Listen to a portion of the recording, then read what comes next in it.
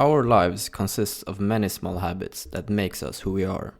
In fact, we have so many small habits that we cannot be aware of them all. But how are these habits formed and how can we use them to our advantage? Whenever you get a notification on your phone, your brain releases a chemical called dopamine, which is a chemical that makes us feel good. Opening notifications has become associated with feeling good, and the brain always wants to feel good. So, to make sure that you feel as good as possible all the time, your brain will try to make rewarding behaviors automatic to make sure that you don't miss out on potential dopamine. This is beneficial because we can't actively think about everything all the time. Take toothbrushing, for example. When you brush your teeth in the morning, you don't have to think about how to do it. It just happens. You are automatically working towards a reward, the good feeling of a clean mouth. And the behavior to achieve it has become automatic. So instead of thinking about how to open the toothpaste or how to move your arm while brushing, you can think about more important things, like smashing the like button. Let's say you're doing some homework, and that dreaded notification pops up. Many people are helpless in this situation. They have to open the notification even though they know that they shouldn't. And if by some miracle they manage to ignore it, their curiosity usually gets the best of them, and they can no longer focus on their work. So what exactly is going on here? The notification on the phone triggers a certain behavior.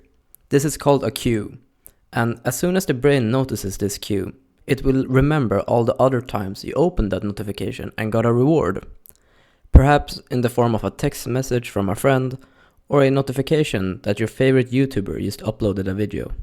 The brain has just been reminded of a reward, and the only thing that is missing to achieve that reward is the routine, which in this case happens to be to open the notification. This makes the habit loop. But there is more. To fuel the habit loop and make sure it runs through all the different stages, your brain creates cravings. Cravings is when your brain is anticipating the reward and starts to act accordingly.